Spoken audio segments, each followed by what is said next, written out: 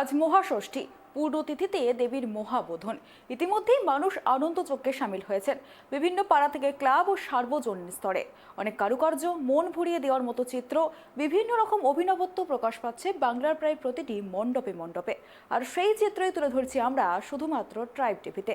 পূর্ব বর্ধমানের আসানসোল কল্যাণপুর আদি পুজো এবারে 43তম বর্ষে পদার্পণ করলো। এবারের থিম বাংলার আলপনা, যেখানে সরাসরি পৌঁছে গিয়েছিলেন আমাদের প্রতিনিধি। সেই চিত্রই তুলে ধরছি আমরা।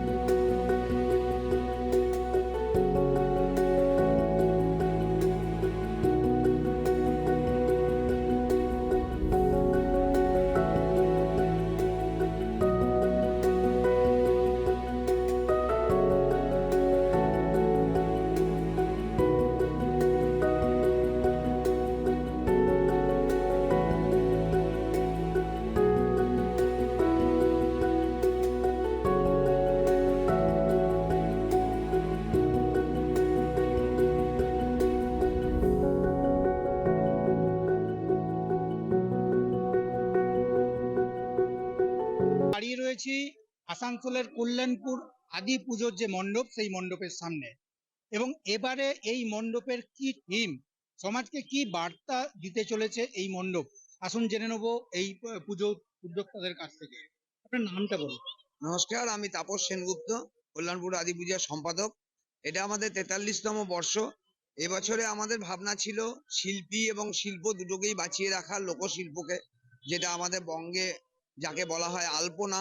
সেই আলপনাটা দিনের পর দিন যেন লোকে স্টিকার কিনে কিনে লাগিয়ে দিচ্ছিল, যেটাতে আমাদের মা মাসির হাতের ছোঁয়াটা মুছে যাচ্ছিল। সেই জন্য লোককে একটু উদ্বুদ্ধ করা যে স্টিকার নয়, আলপনায় ফিরুন, শিল্পীকে বাঁচান, শিল্পকে বাঁচান। সেই ভাবনা থেকেই আমাদের এবারের থিম শহর জুড়ে জল্পনা, আদি পূজায় আলপনা। কততম পুজো? আমাদের এটা 43তম। তাপস সেনগুপ্ত।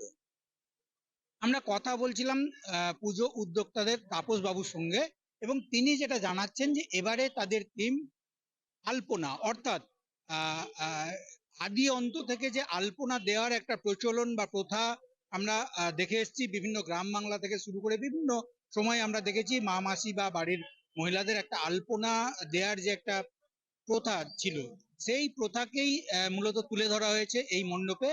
এবং এখনো পর্যন্ত আমরা দেখতে পাচ্ছি প্রচুর মানুষ তারা কিন্তু আসছে, জমে উঠেছে এই পুজো মণ্ডপ। আসানসোল থেকে আকাশ খান, ট্রাইব টিভি।